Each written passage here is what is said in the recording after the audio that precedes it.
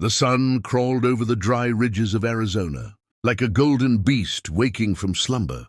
The land was silent, save for the wind brushing against thorn and stone, whispering old stories of blood and dust. Miles Carter rode slow along the canyon trail, his horse breathing heavy, ribs showing beneath its coat. The man was worn like the land itself, face burnt from years of sun, hands scarred from hard work and harder winters. He wasn't a hero or a soldier, just a rancher trying to keep a small piece of earth alive in a world that seemed set on killing it. His ranch, once a small dream with fences and cattle, now stood half-burned, half-buried in sand. The war between settlers and Apaches had swallowed everything. The river he used to draw water from had gone dry, and the government men who once promised protection had long since disappeared. All that remained were stories of revenge on both sides. Miles had seen enough killing to know that revenge didn't fill a man's belly or bring back his son, who died 3 winters ago in a skirmish he never believed in. That loss had hollowed him. Since then he'd wandered the edges of no man's land, too tired to fight, too broken to run. That morning, as he rode across the scorched basin, his horse stumbled and nearly fell. Miles dismounted, checked the beast's hooves and patted its neck. "Easy now," he whispered, his voice rasped dry. He uncorked his canteen, shook it, barely a few drops left. His tongue stuck to the roof of his mouth, but he couldn't bring himself to drink. The heat pressed down like an iron hand. Then somewhere ahead, a sound, a faint cry, not of an animal but of men. Miles froze, his instincts flaring. He crouched low behind a rock and scanned the horizon. 3 figures lay half-hidden among the stones, a group of Apache warriors.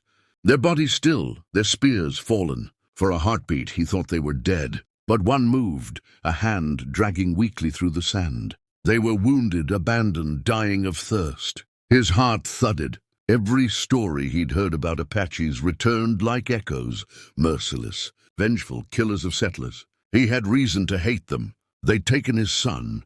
His hand brushed his revolver. He could ride away, pretend he hadn't seen them. The world would call that wisdom.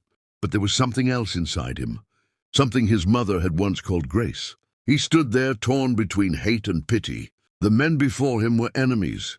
Yes, but also fathers, sons, men broken by the same merciless sun. He took a slow breath and stepped forward, boots crunching over gravel. The Apaches stirred, eyes flicking open, hands twitching toward knives. Miles raised a hand, empty, and spoke quietly. "I ain't here to kill." His voice carried through the heat like dust on the wind. He unhooked the canteen, lifted it, and shook it. "Ain't much left, but it'll do." The oldest warrior, with deep lines etched in his face, stared at him in disbelief. His eyes were dark pools of exhaustion and suspicion. Miles set the canteen down halfway between them and stepped back. For a long moment no one moved. Then the old warrior crawled forward, took the canteen, and tilted it. The sound of water, just a few drops, seemed louder than thunder. He drank, then passed it to the next, and then the next. Miles stood still, watching as the final drop disappeared. When they were done, the old man looked at him and gave a nod.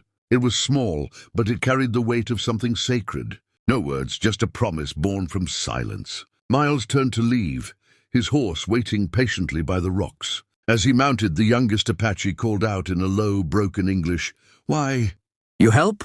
Miles looked over his shoulder.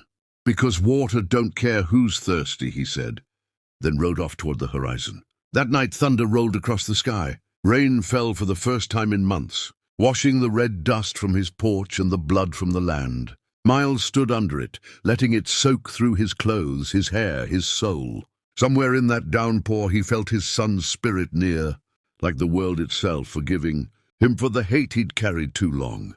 Days later, the cavalry came through the valley. They accused Miles of aiding the enemy, of feeding and sheltering Apaches. They burned what was left of his barn, shot one of his cattle, and left him face down in the dirt with a warning. Next time, they'd hang him. Miles didn't fight back. He just stared at the smoke curling into the sky and whispered, "You can't burn what's already gone." But fate had a way of circling back. That same evening, when the soldiers returned to finish their job, The ridge above the ranch lit up with fire, torches, arrows, war cries echoing through the canyons. The Apaches had come back, not as killers, but as protectors. They swept down with the fury of the desert storm, scattering the soldiers who once hunted them.